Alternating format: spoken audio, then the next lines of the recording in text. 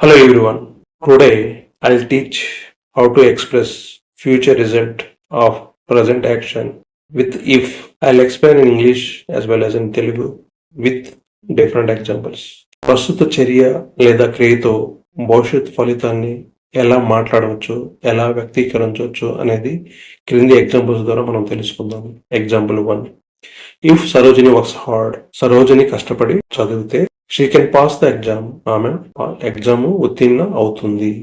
If Sarojini does not work hard, she cannot pass the exam, Sarojini hard work చేయకపోతే ఆమె exam లో pass అవ్వదు. అంటే ఇప్పుడు ప్రజెంట్ కష్టపడితే భవిష్యత్తులో నువ్వు పాస్ అవుతావు. ఇప్పుడు నువ్వు కష్టపడకపోతే నువ్వు భవిష్యత్తులో పాస్ అవ్వవు అని. అంటే ఇప్పుడు నువ్వు కష్టపడితే భవిష్యత్తులో పాస్ అవుతావు. Example 2. If Surya comes late, the boss may not allow, Surya ఆలస్యంగా వస్తే బాస్ అనుమతించకపోవచ్చు. If Surya comes on time, the boss will allow, Surya on టైంకి వస్తే బాస్ కంపల్సరీగా అలౌ చేస్తాడు. నువ్వు కరెక్ట్ టైంకి వస్తే బాస్ అలౌట్ చేస్తాడు. ఇక్కడ స్ట్రక్చర్ ని కూడా గమనించండి. If plus subject plus base అంటే ప్రెసెంట్ టెన్స్ వెర్బ్, కామా అది first sentence. Subject plus can లేక మే లేక విల్ కానీ షెల్ కానీ ప్లస్ వెర్బ్ యొక్క ఫస్ట్ ఫామ్, ఇది సెకండ్ సెంటెన్స్. అంటే సెంటెన్స్ ఫ్రేమ్ చేసేటప్పుడు మీకు డౌట్ వస్తే ఈ స్ట్రక్చర్ని గమనించి మీరు ఫ్రేమ్ చేయండి. Example 3.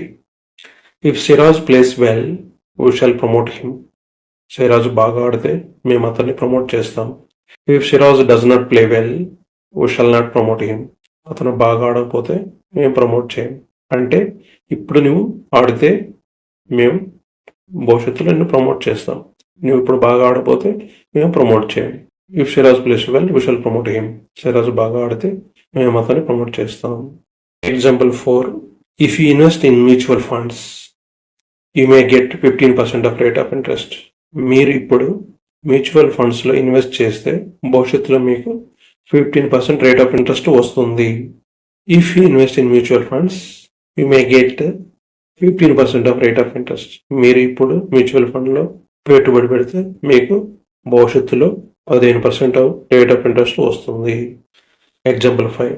If Rahul does not study well, I shall not talk to him, ఇప్పుడు రాహుల్ బాగా చదవకపోతే నేను భవిష్యత్తులో అతనితో మాట్లాడను. If Rahul does not study well, I shall not talk to him, Rahul బాగా చదవకపోతే నేను అతనితో మాట్లాడను. Example 6. If they do not teach well, we will not continue them, వారు బాగా బోధించకపోతే మేము వారిని కొనసాగించము. If they do not teach well, వాళ్ళు ఇప్పుడు బాగా బోధించకపోతే we will not continue them, ఫ్యూచర్లో వాళ్ళని కొనసాగించము. ఇఫ్తో ఎలా మాట్లాడుతున్నామో గమనించండి.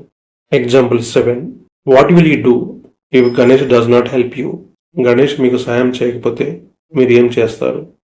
What will you do if Ganesh does not help you, Ganesh మీకు సాయం చేయకపోతే మీరు ఏం చేస్తారు. ఇఫ్తో క్వశ్చన్లు కూడా ఎలా వేస్తున్నామో అనేది గమనించండి. Example 8. Will you support Sachin if he contest, Sachin పోటీ చేస్తే మద్దతు ఇస్తారా.